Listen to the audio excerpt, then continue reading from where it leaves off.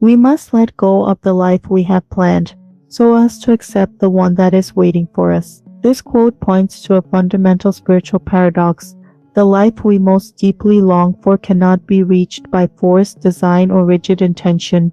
It must be received. Like a river, life already knows where it is going. When we insist on dragging it toward our imagined destination, we exhaust ourselves and miss the current that could carry us. Spiritually, the planned life is a map drawn by the mind. The waiting life is the river itself. The mind creates plans the way a cartographer draws borders, clean, fixed, reassuring. These plans give the illusion of control. If I do this, I will become that. If I reach here, I will be fulfilled. But no map can account for weather, erosion, or the quiet intelligence of terrain. Life is alive. It moves, shifts, and responds. When we cling to the map despite changing conditions, we may follow it faithfully and still end up lost. Spirit does not move in straight lines. It moves in spirals. When the plan becomes a dam, a plan is useful until it becomes a dam. Instead of guiding the flow, it blocks it. We begin to measure life against expectation rather than truth.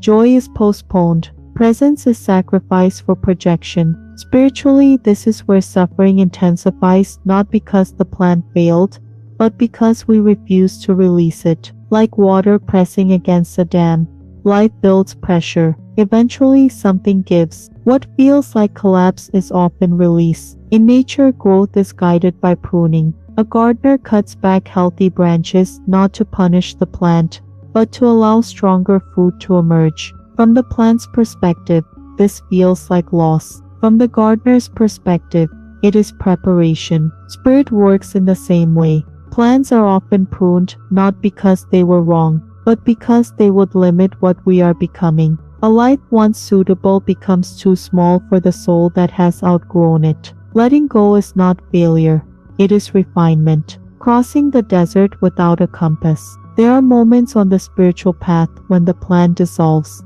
but the new direction has not yet appeared. This stage feels like wandering in a desert, no landmarks, no clear horizon. The ego panics here. It demands answers, timelines, and guarantees. Spirit asks for something else, trust. In the desert, old identities burn away. Without distraction, we confront what truly matters. The desert does not offer shortcuts, but it does offer clarity. What is waiting for us often cannot survive our old certainties.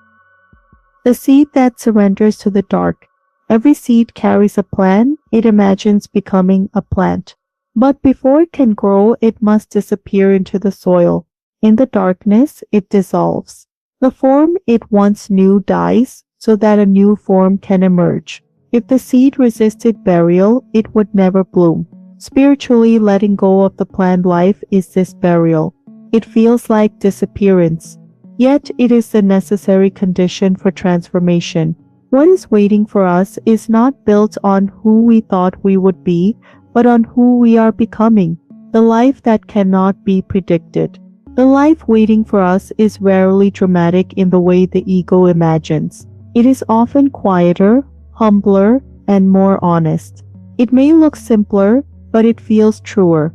It arrives not through achievement, but through alignment. Not through ambition, but through availability. Not through certainty, but through listening. This life reveals itself the way dawn arrives, not by force, but by inevitability. Learning to sail without commanding the wind. A skilled sailor does not command the wind. They adjust their sails. They read the sky, feel the water, and respond. Spiritually, this is the art of living without rigid plans. Intention remains, but attachment dissolves. Direction is guided by awareness rather than control. When we stop demanding that life obey our script, we become capable of navigating what is actually happening. The waiting life does not oppose our effort. It completes it. The home we could not design often. What waits for us is not a destination we would have chosen, but one that feels unmistakably like home. It fits in ways the plan never did. There is less striving, more presence, less proving, more being. This is how Spirit confirms alignment not with fireworks, but with peace. Conclusion. Stepping into the current. To let go of the life we planned is to step into the current of life itself. It requires humility, patience, and courage. But it offers something no plan ever could: authenticity. When we release the map, we feel the water. When we release control, we discover direction. When we let go of expectation, we meet reality. The life waiting for us is not ahead. It is beneath the resistance, ready to rise the moment we soften our grip.